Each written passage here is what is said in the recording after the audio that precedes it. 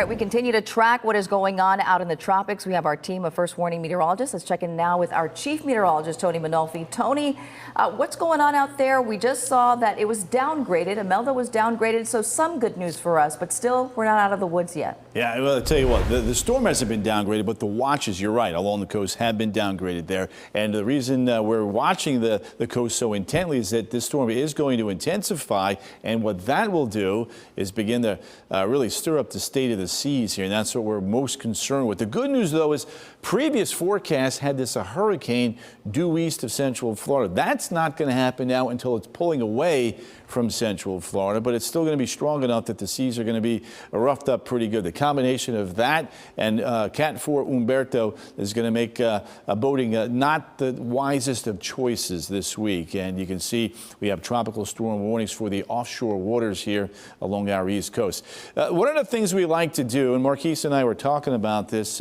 throughout the course of the afternoon, we got in around 2 o'clock. We like to look at the trends on the models, and you can see the yellow line is the most recent run. It's a little bit more to the east and right in line with that easterly turn that we've been seeing the last couple of days. And there's a good reason for it.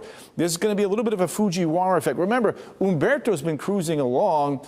Imelda hasn't. So now that they're getting closer, as this goes by, the winds around low pressure are counterclockwise, so that's going to want to pull this to the north and east along with this trough of low pressure. Now, the other thing we're watching is the rain. There's a lot of this now today, and some of the showers we're getting is a byproduct of the moisture plume with Imelda. And you look at the radar right now, we've got some good pockets of rain. Look at this coming ashore now from Palm Coast to Flagler Beach to Ormond Beach, Daytona Beach. These are really good rain rates here down towards Oak Hill. Here comes a big push of rain now over towards the University of Central Florida. The attraction's getting in on some heavy rain, and the Turnpike right now has a couple of showers as well. More showers here developing just to the south and west of Port St. John. The trend here will be more towards the south and west. And if you're in one of these heavy rainfall belts, the rainfall amounts are quite heavy, anywhere from 1.5 inches to 2.5 inches of rain. And we are expecting more of this over the course of the next couple of days. With more on that, here's Marquise.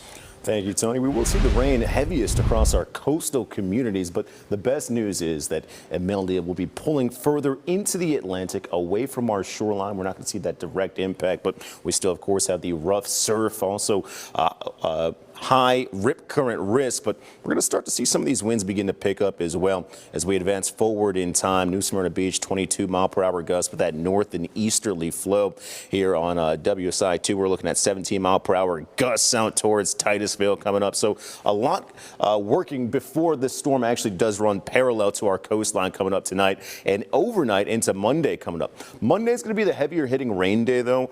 Palm Coast, we see those breezes at 30 miles per hour. Rain showers will be isolated in variety, but the highest concentration along our coast.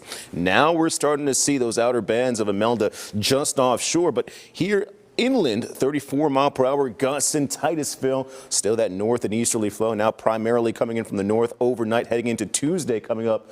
Tuesday, we're not going to see so much rain, but what we will see is that we're still breezy here in Central Florida, even in the city beautiful. Gusts up to 25+ miles per hour, stronger along the coast. Those gusts could be anywhere between 20 and 30-mile-per-hour conditions, possibly just above 30 as well.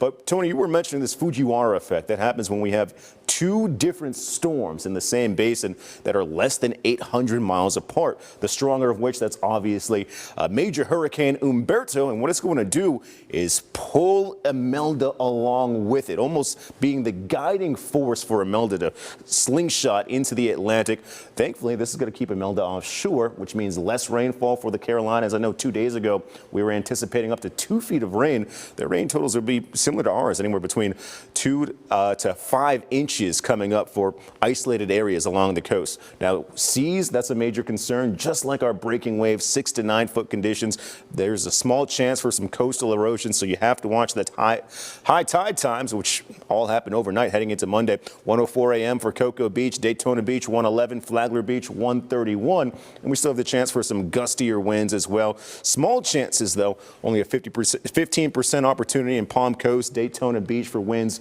in that tropical storm force field, greater than 39 miles per hour. For the rest of tonight, though, what we're watching out for, temperatures dropping into the mid-70s, small chance for some showers.